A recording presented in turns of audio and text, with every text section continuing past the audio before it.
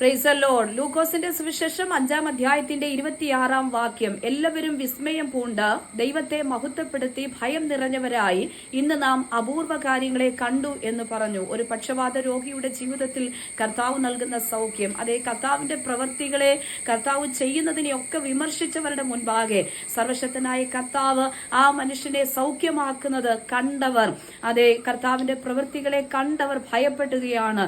കർത്താവിന്റെ പ്രവൃത്തികളെ കണ്ടവർ വിസ്മയം കൊള്ളുമാണ്. കർത്താവിന്റെ പ്രവൃത്തികളെ കണ്ട് അവർ ഇങ്ങനെ പറയുകയാണ്, നാം ഇന്ന് അപൂർവ കാര്യങ്ങളെ കണ്ടുവല്ലോ എന്ന്.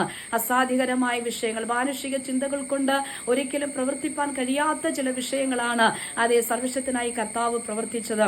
എന്നാൽ കർത്താവ് ചെയ്തതിനെയും പ്രവർത്തിക്കുവാൻ തുടങ്ങിയതിനെയും കർത്താവിന്റെ ആലോചനകളെ ഒക്കെ വിമർശിച്ചവർക്ക് മുൻപാകെ ഒരു ദൈവപ്രവൃത്തി, അതിന്റെ നടുവിൽ കർത്താവ് ദൈവമെന്ന് തെളിയിക്കത്തക്ക നിലകളിൽ കർത്താവ് വൻ കാര്യങ്ങളെ ചെയ്തുവെങ്കിൽ, അതേ പ്രിയരെ, അനേക ചോദ്യങ്ങൾ, ഇത്രനാൾ പ്രാർത്ഥിച്ചിട്ട്, ഇത്രനാൾ ഉപവസിച്ചിട്ട്, ആരാധിച്ചിട്ട് നിന്റെ ജീവിതത്തിൽ എന്തുകൊണ്ട് വിടുതൽ നടക്കുന്നില്ല എന്ന് ഒരുപക്ഷെ ചോദിക്കുന്ന ഒരു കൂട്ടം ചുറ്റും നിൽക്കുമ്പോൾ അതേ കർത്താവ് പറയുകയാണ്, ദൈവത്തിന്റെ ചില പ്രവർത്തികൾ അതേ കൃത്യതയോടെ കൃത്യസമയത്ത് സർവശക്തനായി കർത്താവ് പ്രവർത്തിക്കും.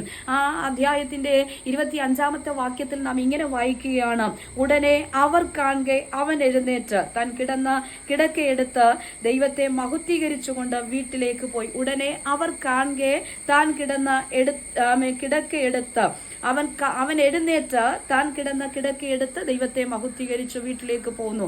അതെ, ഈ വിമർശനങ്ങൾ നേരിടുമ്പോഴും ഈ വിമർശനങ്ങൾ മുൻപിൽ നിൽക്കുമ്പോഴും ദൈവത്തിന്റെ പദ്ധതികൾക്കെതിരെ, ദൈവത്തിന്റെ പ്ലാനുകൾക്കെതിരെയൊക്കെയുള്ള വിമർശനങ്ങൾക്ക് മുൻപാകെയാണ് സർവശക്തനായ കർത്താവിന്റെ പ്രവൃത്തികൾ വെളിപ്പെട്ടത്. അങ്ങനെയെങ്കിൽ പ്രിയരെ, എതിരിടുന്ന ചോദ്യങ്ങൾ, അതിന്റെ നടുവിൽ ദൈവിക പ്ലാനുകൾ, പദ്ധതികൾ നടക്കാനിരിക്കവേ അതിനെയൊക്കെ വിരൽ ചൂണ്ടുമ്പോൾ അതിന്റെ നടുവിൽ സർവശക്തനായ കർത്താവ് ചിലത് അപൂർവമായത് ചിലത് ജീവിതത്തിൽ നൽകി സർവശക്തനായ ദൈവം നിങ്ങളെ മാനിക്കും, തലമുറകളെ മാനിക്കും, ദേശത്ത് നിങ്ങൾ അനുഗ്രഹിക്കപ്പെടും. അങ്ങനെയെങ്കിൽ കർത്താവിൽ ആശ്രയിച്ച് മുൻപോട്ട് പോകുക, ദൈവത്തെ മഹത്വപ്പെടുത്തുക.